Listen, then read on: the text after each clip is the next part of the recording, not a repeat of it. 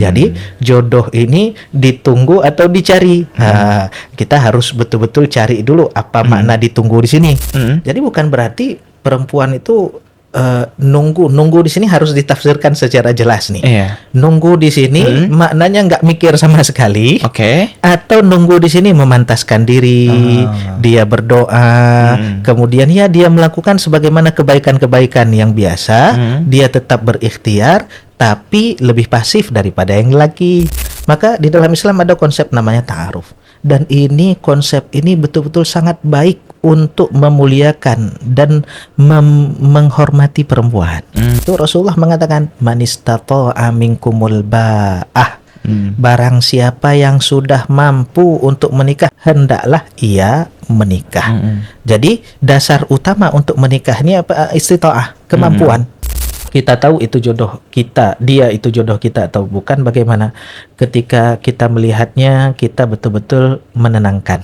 Karena memang fungsi daripada pasangannya dapat litas kunu ilaiha, membuat kita tenang, jiwa kita tentram. Kemudian ketika kita melihat dia, kita betul-betul semangat, tambah rajin. Jadi bagaimana peran doa ini? Memang penting betul nih doa nih. Nah, doa khususnya gini. Ini bagi orang yang memang belum punya jodohnya tapi ingin berikhtiar punya jodoh. Ada orang yang sudah mention dulu dia yang saya pingin atau dia yang saya mau. Akhirnya berdoa, ya Allah jadikan dia jodoh saya. Kalau dia bukan jodoh saya, jadikan dia jodoh saya. Maksa.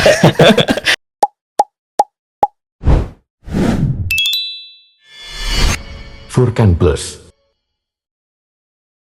Assalamualaikum Furkaners, kali ini kita sedang berjumpa dan ketemu kembali. Kita bakal ngobrolin sesuatu yang lagi hype Ustadz, ya, tentang something lah. Bersama saya Tamlika Muhammad Nasir, kita bakal ngobrolin tentang jodoh sebenarnya. Pembahasan yang sebenarnya ini juga udah dari bahula, dari zaman-zaman Indatu kita, itu masih menjadi misteri sebenarnya. Sampai sekarang juga pertanyaan-pertanyaan tentang jodoh ini makin hangat, makin dalam, terutama buat kita yang udah ditagih sama orang tua. Di depan saya udah ada Ustadz Khairul Rafiqi LCMA. Ya, selamat datang Ustadz. Selamat datang juga. Alhamdulillah. Gimana kabarnya Ustadz? Alhamdulillah baik. Alhamdulillah. Walaupun cuaca kayak gini ya. Iya. Tapi alhamdulillah, masya Allah, banyak kebaikan Allah kasih. Alhamdulillah. Jadi memang cuaca sekarang lagi nggak nentu Ustadz ya. Sama kayak jodoh juga. Nggak nentu juga. Jadi hari ini kita bakal bahas jodoh itu ditunggu atau diusahakan. Banyak pertanyaan teman-teman di luar sana, Furkaners juga ya, tentang jodoh ini konsepnya bagaimana ya. Kalau kita bilang udah waktunya, jodoh itu datang sendiri, ya kapan waktunya? Sebenarnya gimana nih Islam memandang pertanyaan ini atau pernyataan ini dari kita-kita semua?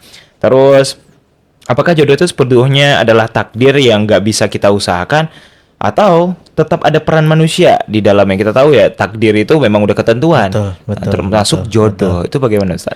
Ya, alhamdulillah, bismillahirrahmanirrahim. Alhamdulillah wassalatu wassalamu ala Rasulillah wa ala alihi wa sahbihi wa mawalah. Amma ba'd. Alhamdulillah, kalau kita berbicara tentang jodoh, jadi apalagi ini takdir diusahakan atau memang kita harus mencari. Yang pertama kita harus ketahui bahwasanya semua yang terjadi bukan hanya masalah jodoh, tapi juga ajal, rezeki, semua yang ada di dunia ini memang sudah didokumentasikan oleh Allah dalam Lauhul Mahfuz. Jadi sebagaimana dalam Al-Qur'an juga disebutkan, ma asaba min musibatin fil ardi wala fi anfusikum illa fi kitabin min qabli an nabra'aha. Enggak ada satupun semua perkara yang terjadi baik pada diri kalian ataupun yang ada terjadi di atas muka bumi ini kecuali sudah kami tulis, kami catat, kami dokumentasikan di dalam kitab sebelum atau jauh-jauh hari sebelum perkara tersebut terjadi. Dan memang perkara takdir ini kalau di dalam kitab disebutkan dalam kitab Tuhfatul Murid itu ada dua. Ada takdir yang namanya mubram, di situ nggak ada campur tangan kita. Di situ mutlak daripada Allah. Contoh lahir, kita nggak bisa nentuin. Saya mau usaha lahir saya nanti dari orang tua si fulan, dari perut sini, lahirnya tanggal segini. Kita nggak bisa ngusahin. Ya. Kemudian ajal, itu memang sudah mubram, memang nggak ada kuasa kita. Tapi ada takdir yang namanya muallak. Muallak di sini apa? Digantungkan takdir tersebut dengan usaha yang kita lakukan. Dan termasuk itu perkara jodoh. Jadi jodoh ini ditunggu atau dicari. Kita harus betul-betul cari dulu apa makna ditunggu di sini. Tapi tetap jodoh itu harus diikhtiarkan. Jadi kalau memang udah ditakdirkan datang pada waktunya, kapan waktunya? Ya pasti datang. Kalau nggak di dunia, di akhirat. Jadi pasti datang, insya Allah. Jawabannya agak gimana gitu? Kita langsung kalau nggak di dunia, di akhirat. Tapi memang ya Ustadz, ini banyak yang bertanya juga kayak gitu. Sebenarnya kita dari POV yang laki-laki ya, apalagi sekarang juga harga emas sudah naik. Ini juga jadi permasalahan bersama ya, tolong ya. Permasalahan bersama yang bisa kita bilang, harga emas naik, mahar tetap gitu ya. Jadi itu orang berpikir kayak, wah kita udah mengusahakan semaksimal mungkin, ntar dia bukan jodoh kita lagi. Nah itu kan sering terjadi ya, keraguan-raguan itu semakin dekat dengan keputusan kita, kadang-kadang ini makin ragu. Sebenarnya yang bikin kita tuh goyah untuk mengusahakan, atau bahkan yang menunggu aja nih, yang akhwat atau yang perempuan juga menunggu, mereka juga meragukan gitu kan kadang, emang dia bener nggak ya gitu, dia betul nggak ya dia datang ke rumah nih udah sampai orang tua, emang bener nggak ya semuanya. Jadi keraguan-raguan itu sering terjadi. Itu gimana Ustadz kita menanggapi keraguan-raguan yang sering terjadi sama kita? Ya, yang pertama kita harus tahu dulu, nggak ada satupun daripada kita manusia yang tahu hasil tuh nggak ada. Tugas kita cuman ikhtiar aja. Ikhtiar. Masalah hasil itu bukan ranah kita. Itu urusan Allah Subhanahu wa taala. Kita dituntut yaitu melakukan apa yang bisa kita usahakan. Apa ikhtiar kita? Ya berusaha untuk mencari, berdoa dan lain sebagainya. Tapi masalah hasil itu bukan urusan kita. Makanya nggak perlu cek nih hasilnya gimana. Kita cuman ikhtiar saja. Yakinlah kalau kita baik dalam berikhtiar, kemudian betul-betul berserah kepada Allah, Allah akan berikan jawaban yang terbaik bagi kita. Jadi nggak ada istilah ini kalau saya usaha nanti kalau enggak bagaimana, itu pesimis tuh. Kita harus perjuangkan dengan sempurna untuk mendapatkan seseorang yang betul-betul kita anggap dia bernilai. Jadi masalah hasil bukan urusan kita, itu urusan Allah, dan Allah berikan ganjaran kepada kita dari setiap usaha yang kita lakukan, bukan hasil yang kita dapatkan. Gitu. Jadi memang apa ya, keraguan-keraguan itu ya udahlah, mau gimana lagi ya. Karena kita nggak tahu hasilnya. Dan bagi perempuan juga tadi sebagaimana disebutkan, jadi bukan berarti perempuan itu nunggu di sini harus ditafsirkan secara jelas nih. Nunggu di sini maknanya nggak mikir sama sekali. Atau nunggu di sini memantaskan diri, dia berdoa, kemudian ya dia melakukan sebagaimana kebaikan-kebaikan yang biasa, dia tetap berikhtiar, tapi lebih pasif daripada yang lelaki. Kalau yang lelaki kan biasa langsung nanya, langsung ini. Tapi bukan berarti si perempuan ini nggak boleh juga dia berikhtiar, sebagaimana dulu pernah juga ada contohnya, yaitu daripada Sayyidah Khadijah. Nah, bagaimana beliau? Jadi ketika mengetahui ada orang yang memang Masya Allah, ini kayaknya sangat tepat untuk dijadikan sebagai pasangan hidup, beliau berikhtiar. Apa ikhtiar beliau? Dan nggak langsung mendatangi, tapi bagaimana? Ya dengan cara-cara yang elegan, dengan cara-cara yang memang layak untuk kehormatan seorang wanita. Jadi tetap berusaha. Bagaimana caranya ditanya, ini udah punya calon belum? Kemudian mengutus orang dan lain sebagainya. Apalagi di zaman sekarang yang wasilahnya, yang medianya itu sangat luas. Jadi bisa berikhtiar, tapi perempuan nggak lebih agresif daripada laki-laki ya. Tapi tetap kedua-duanya punya tuntutan untuk berikhtiar seperti itu. Memang harus ini ya, ikhtiar. Kita berusaha mencoba ya, jangan nyerah dulu. Apalagi harga emas sekarang. Karena pembahasannya agak berat sebenarnya dibilang berat juga untuk ngebahas jodoh ini, nggak terlalu berat juga, kita tahu ya Ustaz ya. Terutama buat yang umur-umur yang masih muda mungkin apa sih gitu kan. Tapi kalau udah dituntut sama orang tua harus ya kan. Pengen timang cucu ya kan. Aduh, kita agak ya ini apalagi laki-laki Ustaz ya, Ya. memilih istri atau memilih jodoh itu kan banyak variabelnya. Betul. Yang kita tahu ya, ada yang menyarankan harus A, B, C, D, E. Ya. Terus lagi bisa dibilang sebuah konstruksi sosial misalnya, oh harus punya wanita yang gini, punya wanita yang gini, belum lagi kriteria orang tua, A, B, C, banyak yang harus kita kumpulin jadi satu. Memang seberapa berat sih Ustadz perjalanan untuk kita mendapatkan ini gitu. Ya, berat atau tidaknya sih tergantung masing-masing ya. Tergantung masing-masing. Jadi memang memilih pasangan ini nggak sembarangan, nggak Oke. seperti kita milih kucing dalam karung. Hmm. Nah, ini ngomong pasangan, ngomong kucing kan. Jadi bagaimana? Ya tetap bahkan disebutkan wujud dalil bahwasanya kita harus berusaha untuk mendapatkan jodoh itu. Ya Rasulullah pernah menyampaikan tunkahul mar'ah li arba'ah. Jadi perempuan itu dinikahin gara-gara 4 sebab. 4 sebab ini rupanya usaha orang loh untuk mencari. Oke. Ada yang gara-gara harta, ada yang gara-gara kecantikan, ada yang gara-gara nasab dan kedudukan, ada yang gara-gara agama. Oke. Jadi ini variabel-variabelnya yang memang orang berusaha untuk mencari pasangan hidupnya. Kemudian Rasulullah mewasiatkan fadfar bidzatid din. Coba dari semua itu silahkan cari yang berharta atau yang kaya, tapi jangan lupa agamanya. Oke. Silahkan cari yang memiliki kedudukan atau kewibawaan atau jabatan, tapi jangan lupa agamanya. Oke. Silahkan cari yang punya keindahan rupa, tapi jangan lupa agamanya. Karena memang kalau perkara agama ini yang ditinggalkan, maka semuanya nggak ada kebaikan yang didapat. Kenapa? Agama inilah yang betul-betul membuat seseorang kekal, membuat seseorang langgeng dalam pernikahan. Oh terus kalau ada orang yang mengatakan, ini ada Ustadz baik agamanya tapi dia jahat, baik agamanya tapi ini dia sholat tapi dia kasar, dia ini agama di sini yaitu apa? Jadi Islam itu bukan hanya mengajarkan kita untuk bersyahadat saja, bukan hanya untuk mendirikan sholat saja, bahkan lebih besar daripada itu ad-din al-muamalah. Agama itu adalah bagaimana kita bermuamalah dengan orang lain. Dan orang yang paling berhak mendapatkan kebaikan kita pertama kali siapa? Bukan orang yang jauh dulu, bukan kawan kita dulu, tapi keluarga kita. Jadi ya pasangan hidup kita yang selalu dengan kita, itu yang paling berhak mendapatkan kebaikan pertama kali daripada kita. Kalau punya harta, yang paling berhak pertama kali siapa? Kawan hidup kita. Kalau kita punya akhlak, yang paling berhak mendapatkan kebaikan akhlak kita itu siapa? Pasangan hidup kita. Makanya ada dalil wa'ashiruhunna bil ma'ruf, pergaulilah mereka, yaitu mereka perempuan pasangan kita, yaitu dengan cara yang baik. Itulah makna sejatinya agama, yaitu akhlak. Jadi kalau ada orang yang beragama akhlaknya nggak beres, maka dipertanyakan agamanya.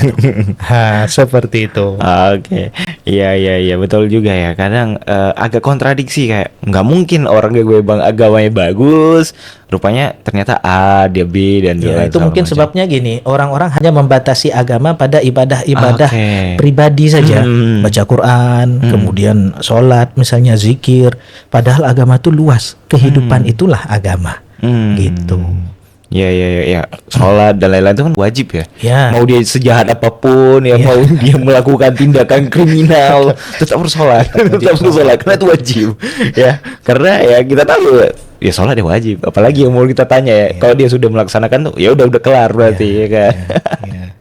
Sekarang ini Ustaz, zamannya sosial media. Kalau zaman dulu kita perlu tanya nih sama orang-orang sekitarnya. Ya mungkin sekarang juga masih bertanya, bagaimana si A, bagaimana si B. Apalagi di zaman sosial media yang cukup banyak informasi tentang seseorang nih Ustaz. Gimana sih lebih baiknya, dan juga fenomena sekarang banyak anak-anak yang bisa dalam tanda petik ya pacaran, yang menurut mereka kalau udah pacaran berarti udah akan berakhir dengan pelaminan. Ya, ada juga yang memang menyatakan kalau pacaran ya cuman sekedar A B C D E. Itu kan menurut kita nih zaman-zaman sekarang ya, kalau pacaran itu adalah tahap mencari jodoh. Sebenarnya apakah itu secara syariat pasti itu jelas tidak boleh Ustaz ya. Nah, ini kan fenomena yang lagi marak-maraknya ini. sebagai kita yang nggak pengen pacaran nantinya atau yang lain-lainnya, membatasi itu dan mencari seseorang itu kan pasti sulit sekali, Ustaz. Masya Allah. Dan bagaimana cara untuk mencari seseorang tersebut tanpa harus ngelanggar syariat yang memang sudah ditentukan? Ya, di dalam Islam pun ada cara yang dilegalkan supaya kita betul-betul bisa mengenal calon atau yang ingin kita berjodoh dengannya, yaitu ada namanya ta'aruf. Oke. Ta'aruf. Tapi ada yang membahasakan ta'aruf itu kan sama aja dengan pacaran. Ini kita harus betul-betul menafsirkan dulu istilah ini. Makna pacaran ini apa sih? Makna ta'aruf ini apa sih? Jangan-jangan ketika dia mengatakan pacaran, maknanya saya ingin kenal dia tapi saya nggak ajak jalan-jalan dia, saya datang ke rumah orang tua dia. Itu cuman perbedaan istilah saja. Tapi kalau dibawa ke istilah yang memang perkara tersebut bertentangan dengan nilai-nilai syariat, maka istilah tersebut memang nggak boleh diterapkan, nggak boleh diamalkan. Maka di dalam Islam ada konsep namanya ta'aruf, dan konsep ini betul-betul sangat baik untuk memuliakan dan menghormati perempuan. Sangat dimuliakan, sangat dihormati ini perempuan dengan konsep yang diajarkan di dalam agama kita. Berbeda dengan konsep-konsep barat, harus dicicipi dulu misalnya, harus di ini dulu. Itu Masya Allah, itu merendahkan, menistakan yang namanya perempuan. Maka bagaimana? Jalani aja apa yang diajarkan, insya Allah betul-betul akan mendapatkan banyak kebaikan. Kita itu nggak mau mengerjakan pekerjaan tersebut, misalnya apa ta'aruf ini nggak bisa kenal dengan lebih dekat, karena kita nggak paham. Kalau kita betul-betul belajar, mempelajari tentang konsep tersebut di dalam Islam, Masya Allah, betul-betul sangat memberikan penjagaan dan betul-betul memberikan kepastian, memberikan kebaikan bagi dua insan yang ingin dipertemukan ini. Jadi seperti itu. Jadi konsep-konsep yang ada di dalam Islam ini sebenarnya sudah cukup untuk betul-betul membuat dua insan ini bisa saling mengenal. Gitu. Iya. Itu dari POV kita yang mengusahakan, Ustaz. Yang berusaha untuk ini ta'aruf nih. Bagaimana dari POV yang menunggu, apakah itu mereka cuma tawakal aja seperti tadi Ustaz sebutnya, kita memperbaiki diri dan lain-lain. Berarti apakah sepasrah itu menunggunya, atau memang kita juga memberikan suatu hal yang bervalue mungkin sampai menunggu, ini ada orang nih, ada 3 orang kayak gitu dan lain-lain.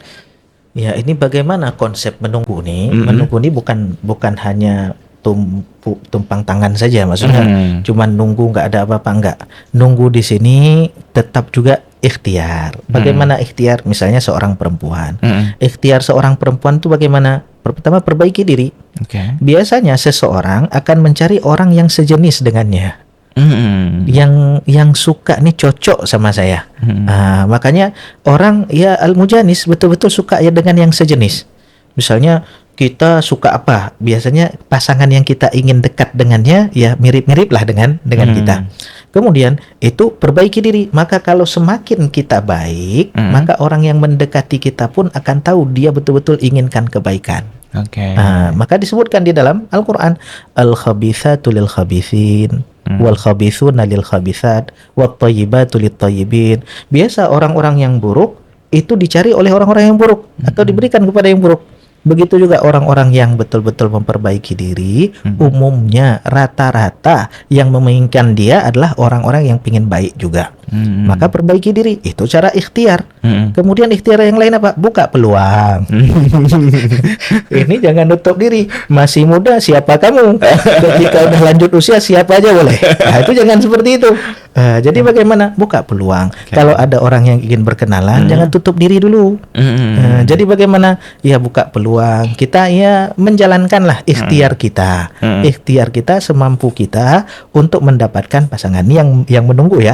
Jangan banyak kita lihat, ini berarti kalau harus jaga nggak boleh ngomong, nggak boleh chatting, nggak boleh ini, harus bawa orang tua langsung, harus ngomong langsung misalnya. Ya sekarang banyak wasilah yang bisa mempertemukan. Bahkan saya pernah dapati dating apps. Dating app, ya betul. Ini bagaimana? Dating apps ini tergantung siapa yang menggunakannya. Oke. Jadi nggak bisa divonis dia buruk atau dia baik, nggak, tergantung yang menggunakannya. Kalau digunakan dengan bijak, ibarat sosial media juga. Betul. Kalau digunakan dengan bijak, dia betul-betul banyak memberikan kebaikan. Tapi kalau digunakan dengan yang nggak betul, dengan yang salah, ini yang berat. Dampak kerusakannya itu betul-betul besar. Oke. Maka zaman berubah terus. Ada konsep yang namanya sawabit, perkara yang nggak boleh berubah. Ada mutaghayyirat, perkara yang mungkin berubah. Mungkin dulu cara bersilaturahmi, cara berkomunikasi adalah mendatangi langsung. Kalau sekarang cara berkomunikasi bisa melalui wasilah, bisa melalui media tadi. Nah, tapi tetap dengan cara-cara yang dilegalkan dalam agama kita. Jadi tetap ikhtiar, bukan hanya menunggu, nggak mikir sama sekali, mabar terus misalnya, kemudian apa lagi enggak, tetap nunggu itu juga ikhtiar. Ikhtiarnya bagaimana? Ya doa, perbaiki diri, buka peluang, silaturahmi dengan orang-orang. Itu membuat orang lain yang ketika melihat si dia itu, ini kayaknya cocok untuk saya nih. Seperti itu. Ya, itu caranya. Oke. Banyak ya cara ya. Banyak, Apalagi sekarang tuh. ada dating app. Ya kalau kita pakainya baik ya. Iya. Kalau kita pakainya baik nih, kamu Furkaners. Ya, kalau kita pakainya baik pasti hasilnya baik juga. Mau aplikasi apapun ya kan. Kita bisa mendekatkan diri dan setidaknya kita lebih tahu, dengan sosial media, dari sosial media mungkin dari Instagramnya, dia hobinya A B C D E, mungkin dia lulusan mana dan lain-lain segala macam. Nah, yang sering terjadi ini Ustadz, selain karena kriteria, itu karena halangan dari orang tua kita mungkin.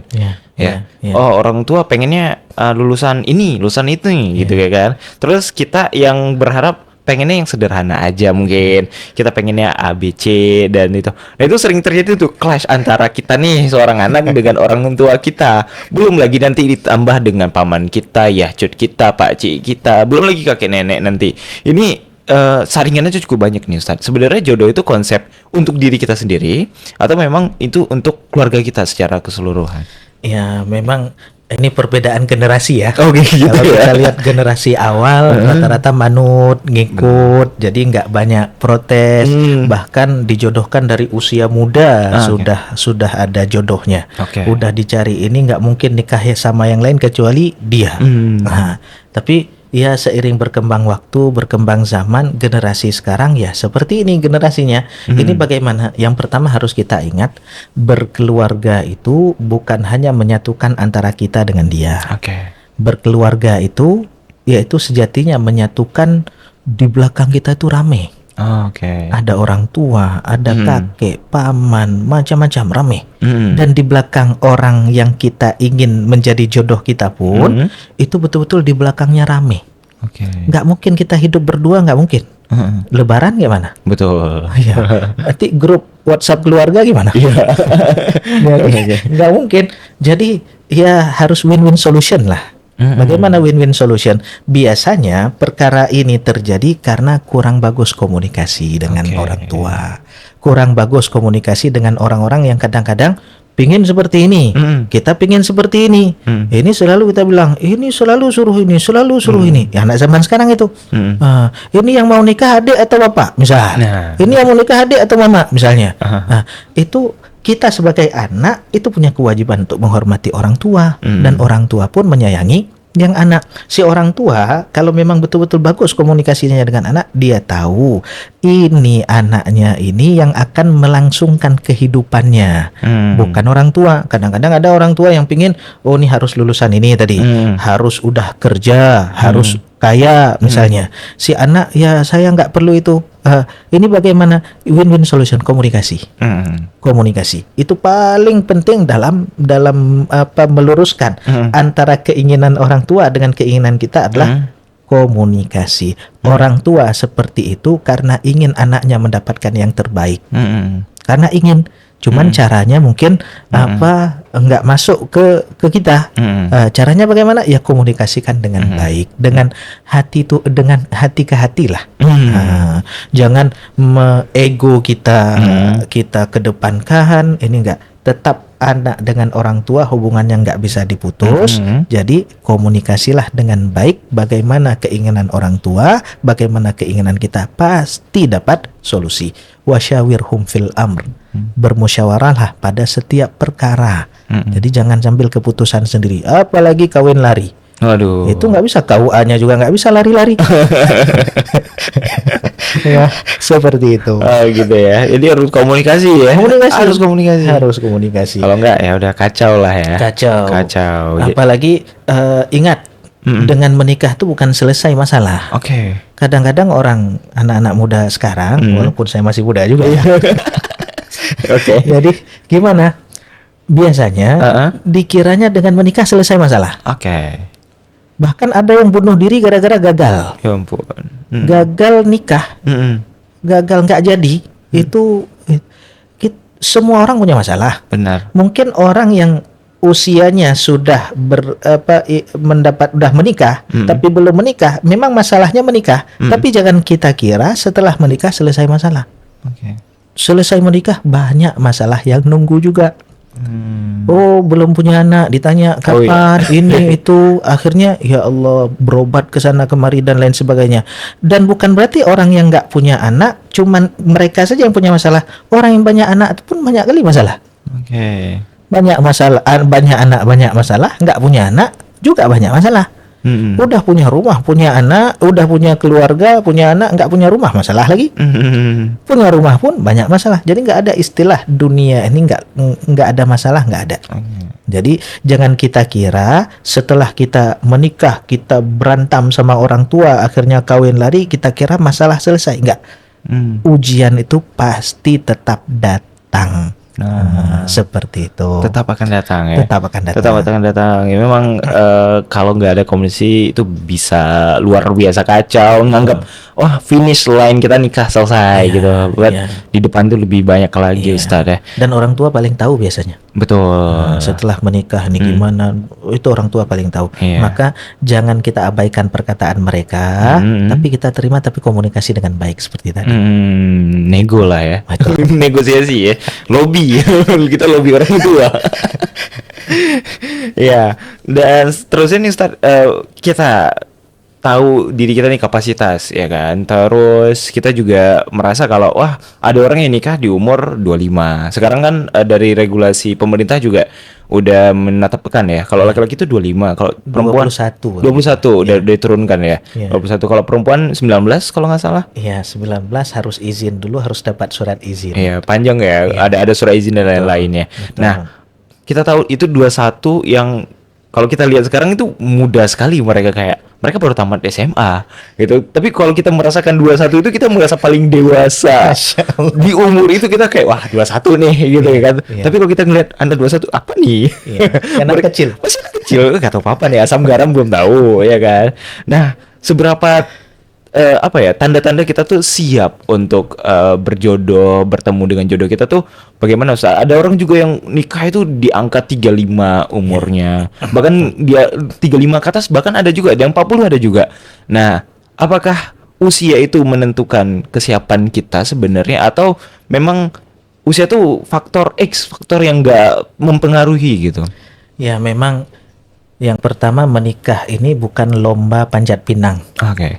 Yang duluan dia yang menang. Bukan. Nikah ini bukan perlombaan.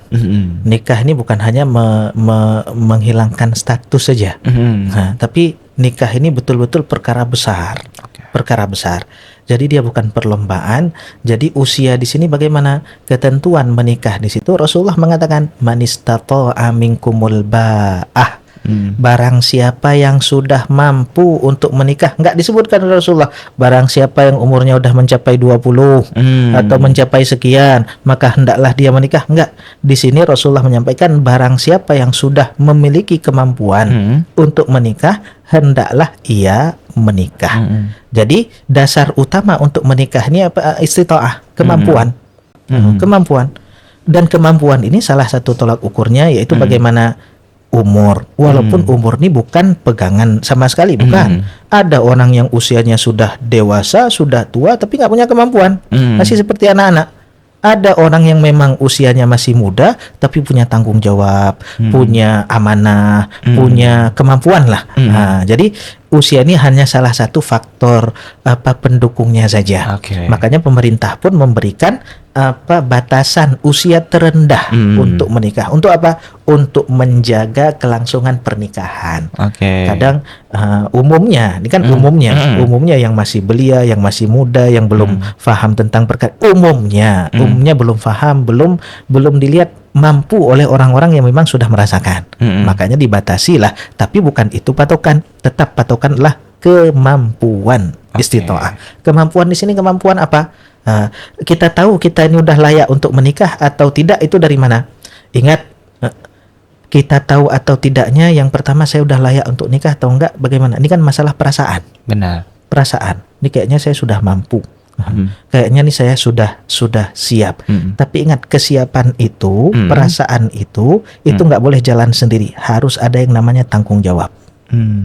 Ada orang merasa saya udah bisa nikah, udah bisa kawin, ya dari dulu udah bisa kawin. Cuman kalau itu nggak didasari atau nggak dibarengi dengan tanggung jawab, itu rusak. Dia mempermainkan kadang-kadang dan lain sebagainya. Harus dua. Apa harus yang kita siapkan? Ya, kesiapan jasmani dan rohani. Mental itu harus dipersiapkan juga. Ada orang secara fisik udah mampu, tapi mentalnya nggak mampu. Ya kalau mentalnya nggak mampu, akhirnya banyak perkara-perkara kezaliman yang terjadi. Maka itulah standarnya adalah istitoah tadi, kemampuan tadi. Kalau memang udah mampu, hendaklah menikah. Kesiapan rohani atau kesiapan jasmani, seperti itu. Iya betul.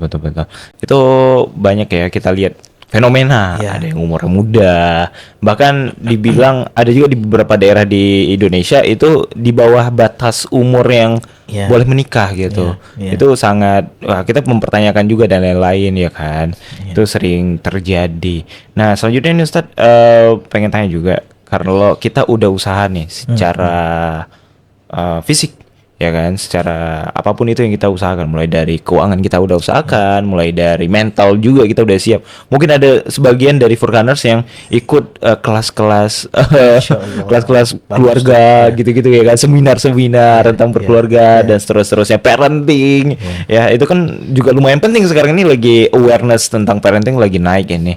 Nah banyak yang udah kita persiapkan secara yang tadi ilmu dan lain-lain. Nah, kalau untuk peran ibadah, peran doa dalam kita mencari jodoh itu sendiri, Ustaz, kita tahu jawaban dari doa yang selama ini mungkin kayak orang ada yang bercerita sering, mimpi 3 kali sama dia gitu ketemu, atau ada aja misalnya lagi jalan nih, lagi ke bank misalnya, lagi tarik duit, jumpa ketemu padahal dia tinggalnya di situ atau gimana. Itu kan melihat tanda-tanda dari jawaban doa ini kan rada abu-abu ya, ranah abu-abu yang enggak bisa kita konfirmasi benar ya, tapi itu terjadi sama mereka. Itu bagaimana Ustadz menanggapinnya? Ya, memang kita udah sebutkan tadi, jodoh ini kan takdir yang mu'allak, memang diusahakan. Salah satu usahanya adalah dengan doa. La yaruddul qada illa doa. Enggak menolak takdir yang telah Allah tentukan kecuali dengan doa. Ini bagi takdir yang mu'allak tadi. Jadi bagaimana peran doa ini? Memang penting betul nih doa nih. Doa khususnya gini. Ini bagi orang yang memang belum punya jodohnya tapi ingin berikhtiar punya jodoh. Ada orang yang sudah mention dulu dia yang saya pingin atau dia yang saya mau. Akhirnya berdoa, ya Allah jadikan dia jodoh saya. Kalau dia bukan jodoh saya, jadikan dia jodoh saya. Maksa. Anda juga, ya Allah jadikan dia jodoh saya. Kalau enggak, dia juga jangan dapat jodoh. Lebih parah lagi. Ini bagaimana doa di sini? Kita doa memang diperintah.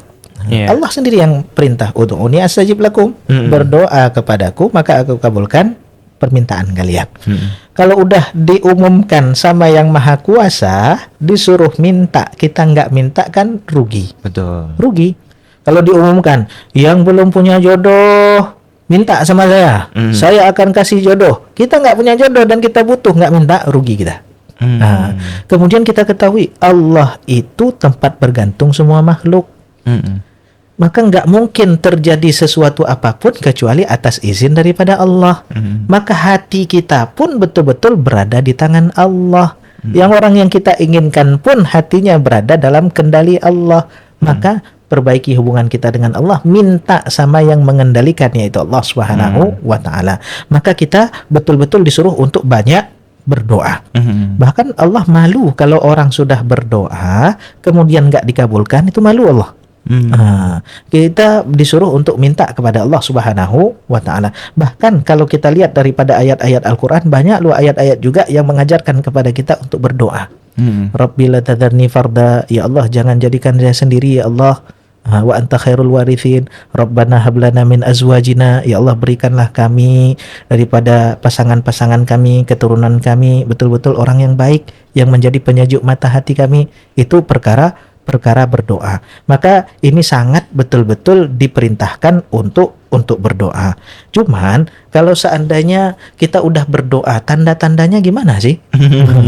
Tadi bilang, oh saya dapat wangsit.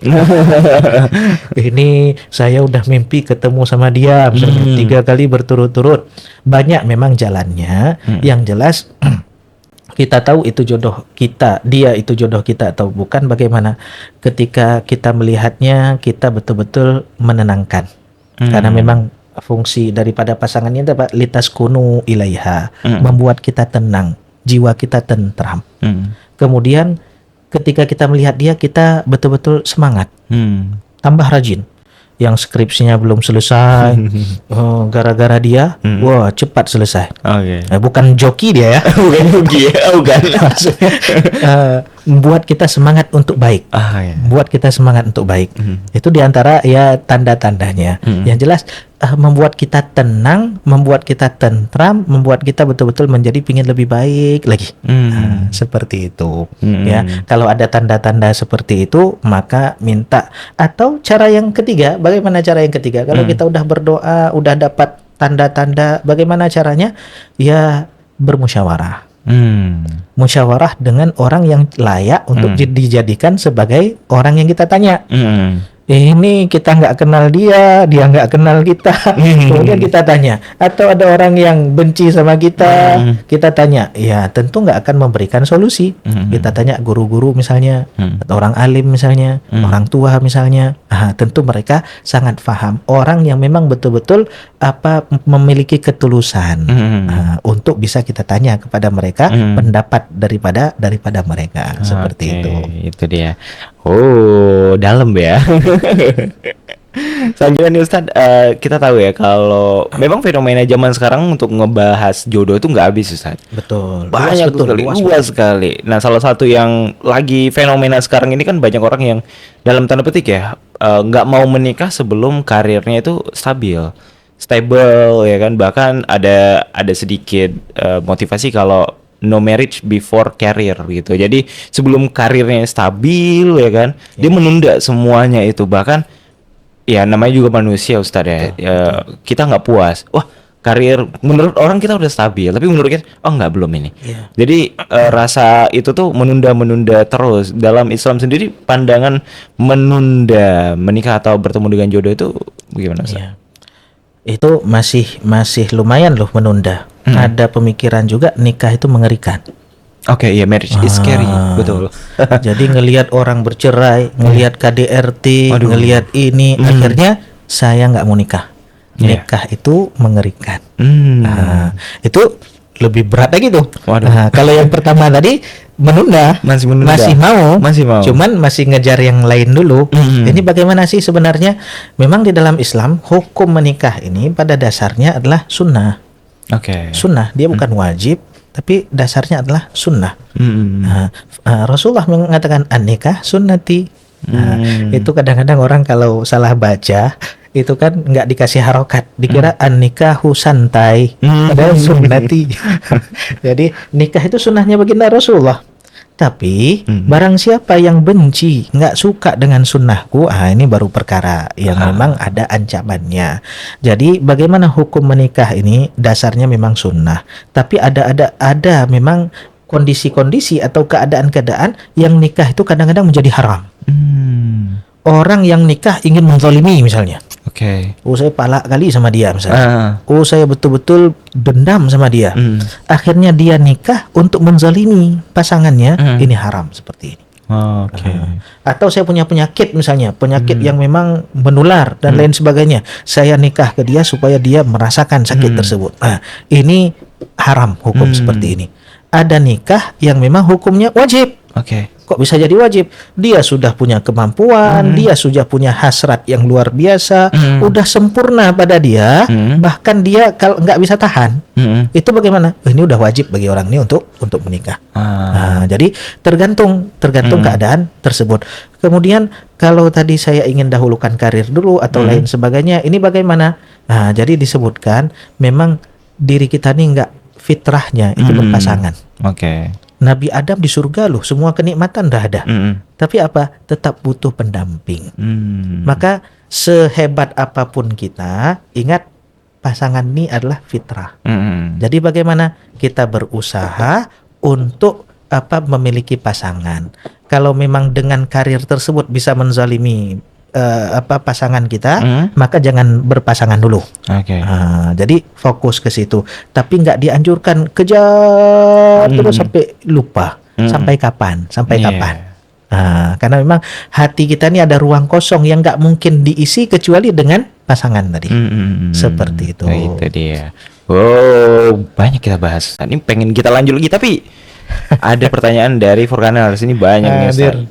Ini banyak pertanyaan dari Gen Z yang mempertanyakan jodoh. Jadi ada beberapa pertanyaan di sini Ustaz ya, lumayan banyak. Kita ambil beberapa dulu deh ya. Ini lumayan mengerikan. Jadi saya harus siap-siap juga membacanya. Oke, ini. Pertanyaannya, bagaimana kita ngeyakinin diri bahwa ini dia orang yang tepat untuk diperjuangkan? Nah, itu gimana Ustaz? Ini sebenarnya sih sama seperti tadi yang sudah ditanyakan, yaitu kita udah doa, kita tahu itu jodoh kita atau bukan, gimana sih? Itulah kembalinya kepada perasaan tadi. Betul nggak kita tertarik? Memang pertama kali itu dengan melihat, setelah melihat ada ketertarikan nggak? Dia menenangkan kita nggak? Betul-betul buat kita tentram nggak? Jadi kalau kita lihat dia menenteramkan kita, membuat kita, menuntun kita menjadi lebih baik, kemudian perasaan kita tenang, tentram, itu adalah salah satu tanda-tanda bahwasanya ini layak untuk menjadi pasangan saya. Jangan ngelihat dia benci kita, ngelihat dia makin marah kita, ngelihat dia ini pasangan saya, itu nggak mungkin serumah. Jadi ketentraman, ketenangan tuh yang pertama kali dilihat. Tapi ingat, dasarnya pegangan kuatnya tetap pada agama tadi. Agama ini cakupannya luas tadi, bukan hanya sholat saja, tapi muamalah, akhlak terutama, seperti itu. Oke, sudah terjawab Furkanes. Kita next question. Wah, ini pertanyaan-pertanyaan. Banyak ini, panjang. Nah, agak berat nih Ustaz. Masya Allah. Ini berat sekali. Kenapa bisa terpikir ini? Bagaimana pandangan Ustadz apabila ada akhwat yang menawarkan diri kepada suami orang untuk menjadi istri kedua? Masya Allah. Berat Ustaz. Terpikir idenya, saya gak terpikir. Ada akhwat yang menawarkan jadi istri kedua. Benar. Ini berat nih. Berat ya. Iya. Ini bagaimana? Ya, bijak. Bagaimana bijak? Ini pertanyaan kepada yang ditawarkan ya? Atau kepada akhwatnya yang menawarkan? Yang ditawarkan seperti pandangan Ustaz apabila menawarkan diri. Aku ada menawarkan diri kepada perempuan. Ini ada dua memang yang bisa kita zoom ya. Yang pertama kepada yang menawarkan, dan yang kedua kepada yang ditawarkan. Jadi nggak bisa kita langsung bahas kedua-duanya berbeda. Yang pertama kepada yang menawarkan. Latar belakangnya apa dulu? Kenapa dia? Apakah nggak ada orang lain? Kenapa? Itu yang pertama harus dicek dulu. Dicek dulu. Kenapa harus dia? Apakah nggak ada laki-laki yang lain? Padahal laki-laki kan banyak betul. Nah. Ini biasanya kesalahan karena memang menentukan jodoh itu pada yang kita inginkan, bukan pada Allah, bukan pada yang diinginkan oleh Allah. Ada orang minta jodoh seperti tadi disebutkan, ya Allah jadilah Bang Tamliha ini jodoh saya. Bisa. Jadikanlah Bang Tamliha ini jodoh saya. Padahal Allah lebih tahu kalau dijadikan Bang Tamliha jodohnya si dia, itu nggak memberikan kebaikan bagi dia. Jadi bagaimana? Yang disukai oleh seorang ini sehingga minta Bang Tamliha jadi jodohnya itu apa? Oh dia orangnya pintar gaul misalnya. Oh dia tutur katanya baik misalnya. Oh dia memperlakukan orang juga baik misalnya. Maka bagaimana cara kita yang paling baik untuk minta kepada Allah? Menyebutkan sifat-sifatnya. Allah lebih tahu orang mana untuk memiliki sifat tersebut yang paling baik bagi dirinya. Jadi pertanyaan kepada yang menawarkan diri ini, kenapa harus dia?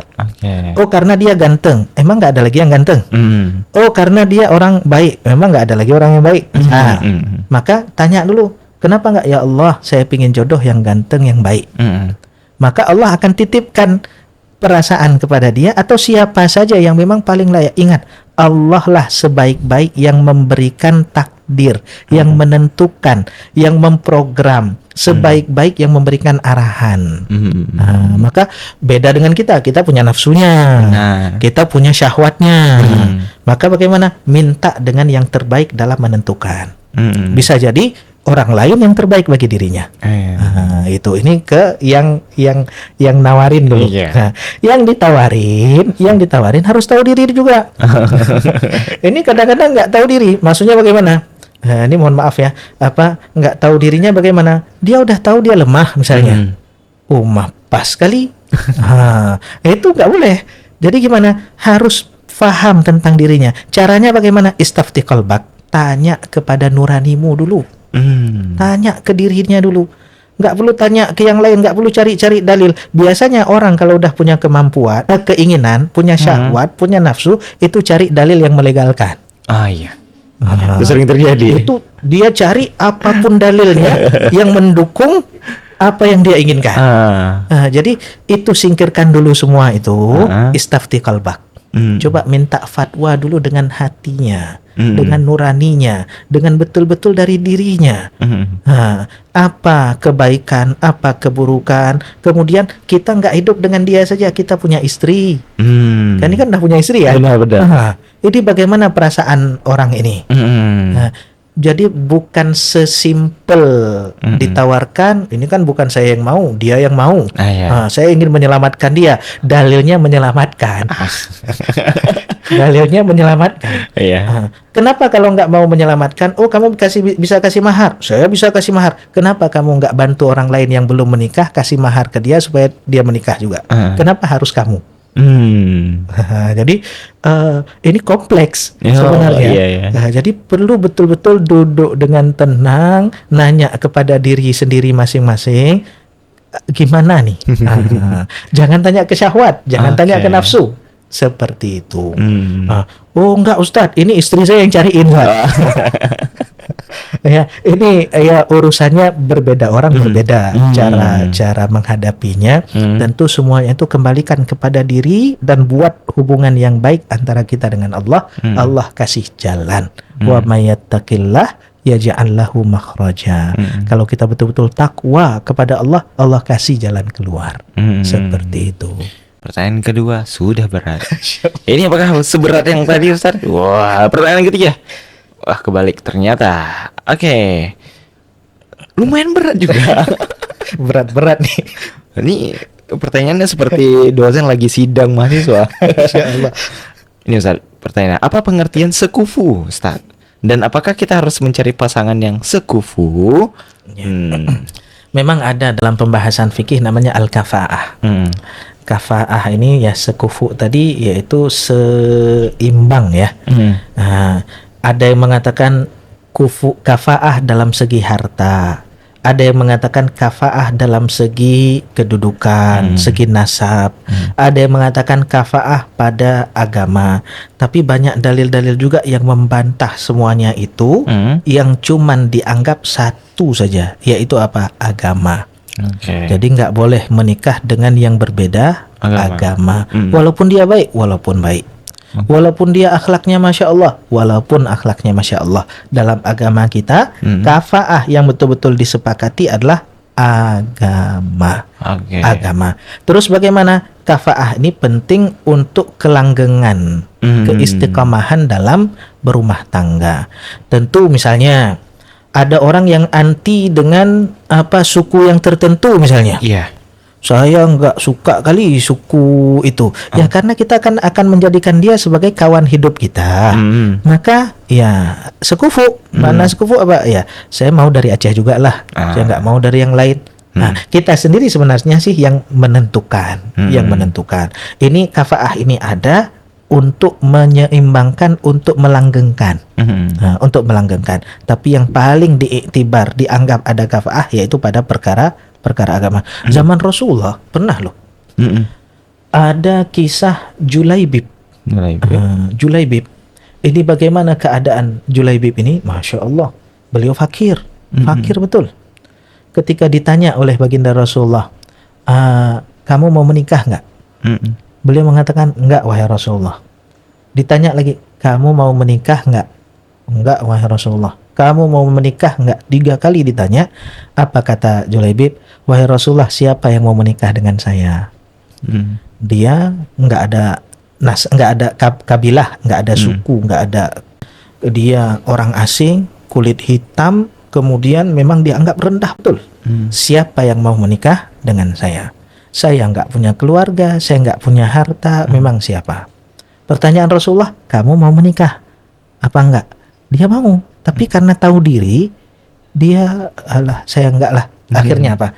Rasulullah mengutus utusan kepada salah satu keluarga daripada pembesar.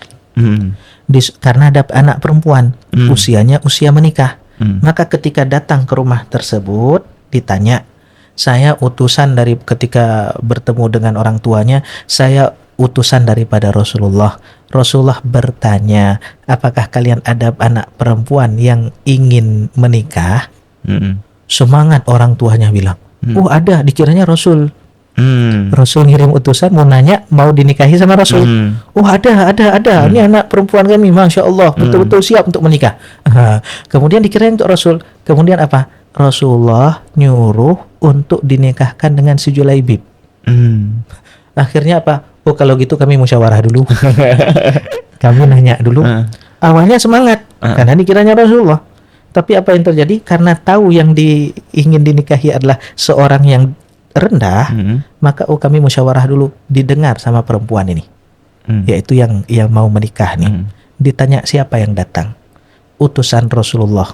Apa yang dikatakan utusan Rasulullah? Rasulullah mau nikahkan kamu dengan si fulan. Segerakan katanya. Nggak ada kebaikan yang datang daripada Rasulullah kecuali harus disegerakan. Rupanya Masya Allah, perempuan ini luar biasa. Nggak memandang status, nggak memandang kedudukan. Kalau memang itu yang diperintahkan oleh Rasulullah, sami'na wa ata'na. Berkeluarga, betul. Ketika menikah, apa yang terjadi? Itu datang perintah jihad.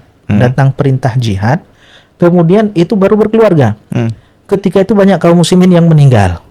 Kemudian ketika dikumpulkan jenazah oleh kaum muslimin daripada orang-orang muslim yang setelah syahid, Rasulullah bertanya, hal tafqiduna min ahad, kalian ada kehilangan seseorang nggak? Kan udah dikumpulkan. Oh ada wahai Rasulullah, si fulan. Rasulullah tanya lagi, ada kehilangan seseorang nggak? Sini. Kalian ada kehilangan seseorang nggak? Nggak disebut nama Julaibib. Kemudian Rasulullah bilang, saya kehilangan si Julaibib. Baru orang-orang cari. Rupanya nggak dianggap. Dicari, rupanya betul Julaibib meninggal, di sisinya ada 7 orang musyrik yang dibunuh oleh Julaibib. Akhirnya apa? Diangkat dengan tangan baginda Rasulullah, dimasukkan ke dalam lahat. Apa kata Rasulullah? Beliau daripada saya daripada beliau. Jadi rupanya orang yang kadang dianggap rendah, itu memiliki kedudukan yang sangat tinggi di sisi Allah, di sisi Rasulullah. Maka kafaah itu pada hal yang agama mutlak. Yang lain cuman untuk itu untuk pendukung lah. Oke. Nah, untuk pendukung seperti itu. Oke. Iya, itu dia. Pertanyaan masih ada lagi. Wah, semakin berat sepertinya, semakin panas. Panjang ya Allah. Wah, ini panjang ini. Ternyata sangat eksis yang memberikan pertanyaan ya. Apakah orang yang menjadi mak comblang, yang mempertemukan dua orang ya, ikhwan dan akhwan, hingga menikah akan mendapatkan pahala? Dan bagaimana panduan menjadi mak comblang yang baik sesuai syariat? Ya, Masya Allah. tutorial kita Ini menjadi wasilah berarti ya. Oke, iya. Orang yang menjadi wasilah itu dapat pahala sempurna. Sempurna. Apalagi wasilah kebaikan nih. Dulu ada, ini dalam hadis Rasulullah cerita juga. Kita cerita-cerita ya. Iya. Jadi ada orang kehabisan bekal, musafir kehabisan bekal di perjalanan, datang ke Rasulullah mengatakan, ya Rasulullah inni ubdi'. Wahai Rasulullah, saya kehabisan bekal, fahmilni, bantu saya. Rasulullah nggak punya apa-apa. Kayak mana ngasih? Ketika itu dilihat oleh seorang sahabat. Apa kata sahabat nih? Wahai Rasulullah, saya tahu yang bisa bantu dia. Sahabat ini nggak bisa bantu juga, karena nggak punya apa-apa. Saya tahu siapa yang bisa bantu dia.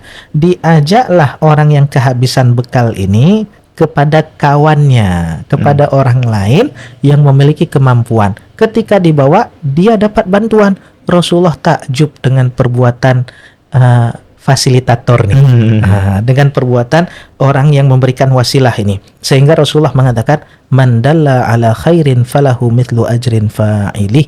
Barang siapa yang menunjukkan orang lain kepada kebaikan, maka dia dapat ganjaran sebagaimana orang yang melakukan kebaikan tadi tanpa mengurangi kebaikan orang tersebut. Dan di sini kita lihat, kadang-kadang kita nggak mampu sedekah satu rumah tuh, nggak mampu kita, ratusan juta. Tapi ketika kita lihat ada orang yang memang butuh rumah dia, kita menjadi fasilitatornya, kita bawa dia, oh ini ada dinas ini lagi ada program rumah duafa, kita bantu dia dapat rumah, kita kayak sedekah rumah. Kita nggak punya duit, tapi sedekah 300 juta. Ada orang nggak punya biaya di pesantren misalnya, nggak punya biaya dia potensinya luar biasa. Kita kasih sumbang dia bayar tiap bulan nggak sanggup. Tapi kita tahu ada kawan-kawan kita, kita tahu ada orang-orang lain yang mampu. Kita kasih tahu, ini orang ini pinter, ini hafal Quran, orang ini baik, orang ini banyak manfaatnya. Dibantu, ibarat kita ngasih beasiswa untuk dia. Apalagi ini mak jomblang tadi. Ada orang udah memang dia sangat baik, cocok untuk dijodohkan dengan kawan saya misalnya. Sangat cocok, kita lihat ini kayaknya seikhtiar kita habis-habisan, kayaknya ini paling cocok. Oh, rupanya kita pertemukan. Jadi mereka, Masya Allah, kita pun dapat pahala sempurna. Kebaikan-kebaikan yang mereka lakukan berdua tuh, gara-gara kita pun tanam saham di situ. Invest. Betul. Nah, makanya berusahalah. Makin banyak orang baik, kan makin enak kita hidup. Benar. Ini baik, ini baik, kita pasang-pasangkan yang baik-baik, kita dapat betul-betul pahala yang sempurna daripada kebaikan yang mereka lakukan. Tapi jangan lupa diri juga. Ini macam langin orang terus, tapi sendiri enggak. Ya, jadi harus pikir juga untuk sendiri, punya pasangan yang baik. Pingin kebaikan didapat oleh orang lain, sebagaimana kita pingin kebaikan tersebut kita dapatkan. Tuh, itu dia. Gitu. Jadi buat Furkaners yang mak comblang, ini satu. ngomong untuk sendiri ya. Banyak yang nonton. Nonton ya. Oke, kita next question. Masih ada beberapa pertanyaan lagi nih Ustadz. Oke, kita lanjut. Wah, ini nih agak ini ya. Ini kayak real kejadian sama dia ini, berusaha untuk anonim.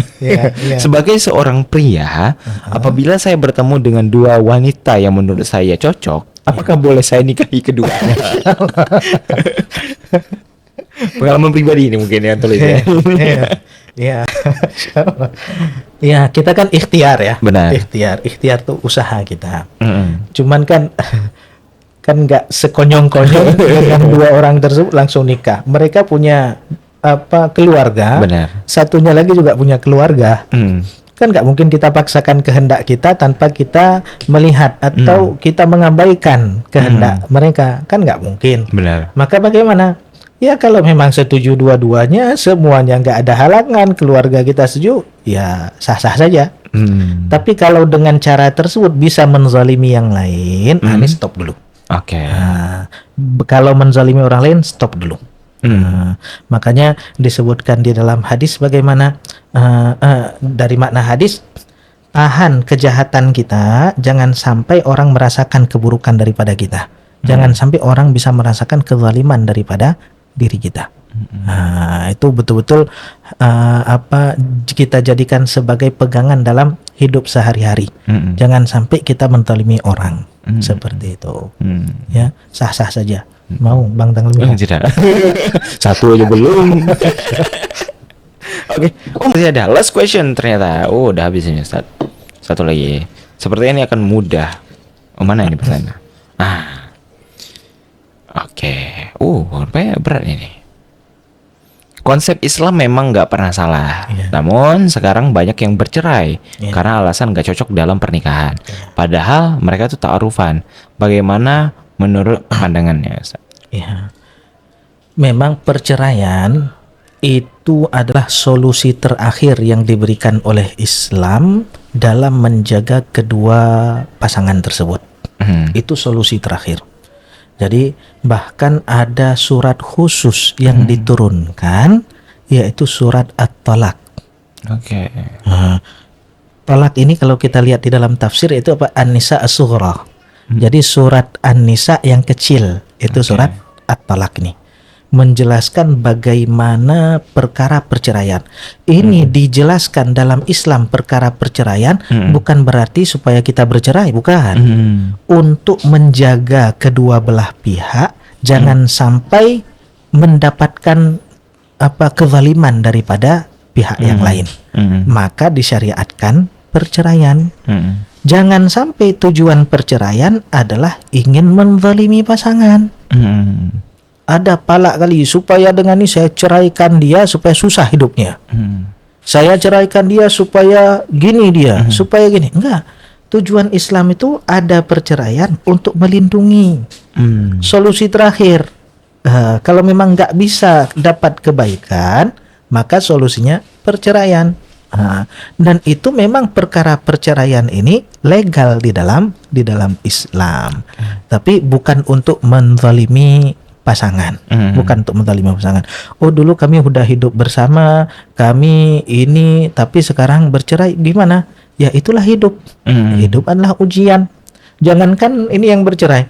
Ada kalau kita lihat di dalam Al-Quran, ada perempuan yang seumur hidupnya nggak ada jodohnya. Satu-satunya perempuan yang namanya disebutkan secara jelas dalam Al-Quran, Sayyidah Maryam. Apa kurang solehnya Sayyidah Maryam?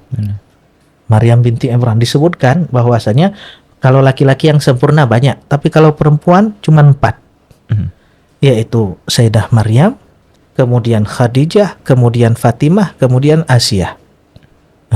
Ini sempurna betul, tapi nggak ada pasangan. Maka bagi orang yang belum mendapatkan pasangan, udah ada contohnya dulu.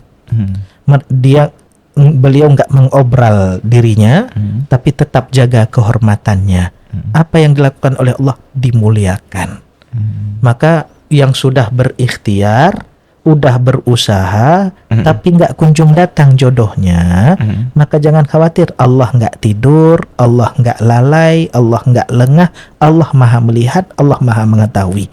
Maka tetap berusaha untuk menjadi orang baik. Karena yang memberikan ganjaran itu adalah yang maha baik. Allah, ya, Allah paling tahu bagaimana keadaan kita. Kemudian ada juga cerita di dalam Al-Quran, suaminya baik betul, Nabi, tapi perempuan istrinya ahli neraka. Perempuannya Nuh alaihi salam. Bagaimana Allah sebutkan di dalam Al-Quran? Ini suaminya Nabi. Ini makanya jangan sampai ada di benak para pasangan, para istri misalnya, suami saya ustadz, saya pasti masuk surga nih. Oh, dulu suaminya Nabi, tapi namanya dikekalkan masuk dalam neraka. Jadi ada juga kebalikannya.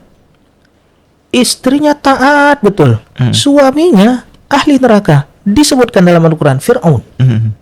Siapa sekarang istri yang suaminya seperti Fir'aun? Gak ada. Sejahat-jahat sekarang suaminya nggak ada yang seperti Fir'aun. Ada yang seperti Fir'aun. Tapi betul-betul dijalani keluarga tersebut. Itu satu rumah. Bayangkan satu rumah sama Fir'aun. Satu bantal sama Fir'aun. Coba bayangkan. Kayak mana bisa hidup ya?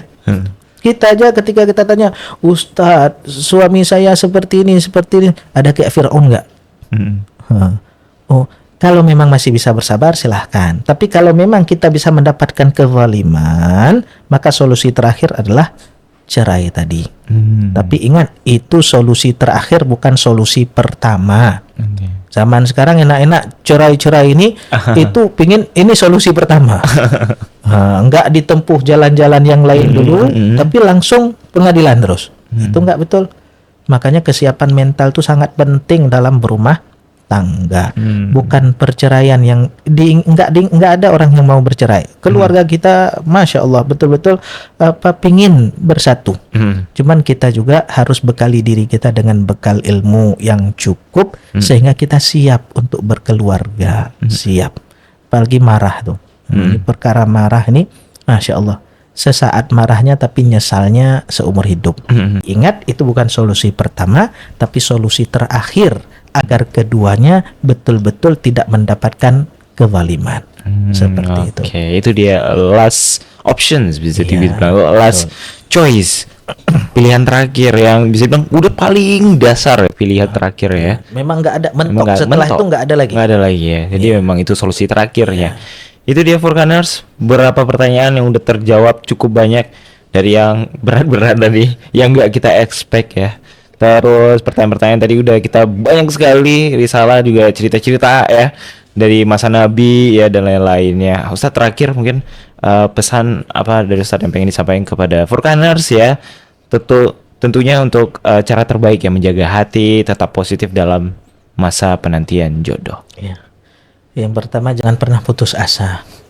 Kalau belum dapat jodoh, jangan pernah putus asa.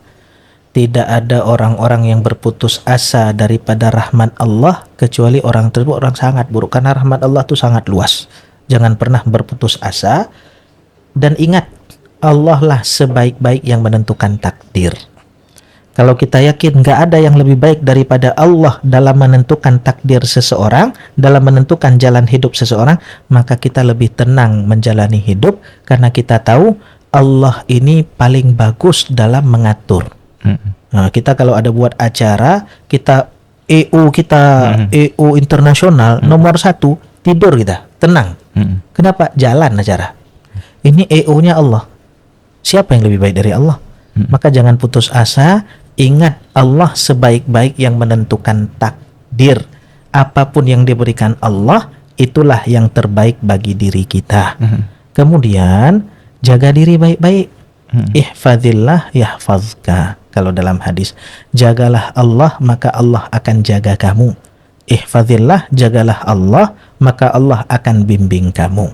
Kalau kita betul-betul jaga Allah, maka Allah akan membimbing kita kepada kebaikan dunia dan akhirat. Jaga. Apa makna jaga Allah? Apakah kita nggak boleh tidur?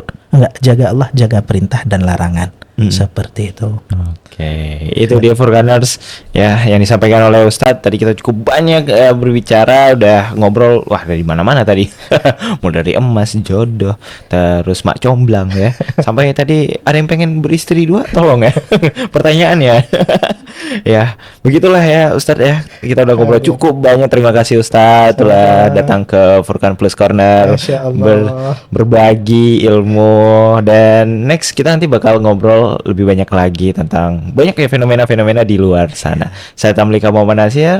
Sekian, assalamualaikum warahmatullahi wabarakatuh. Waalaikumsalam warahmatullahi wabarakatuh.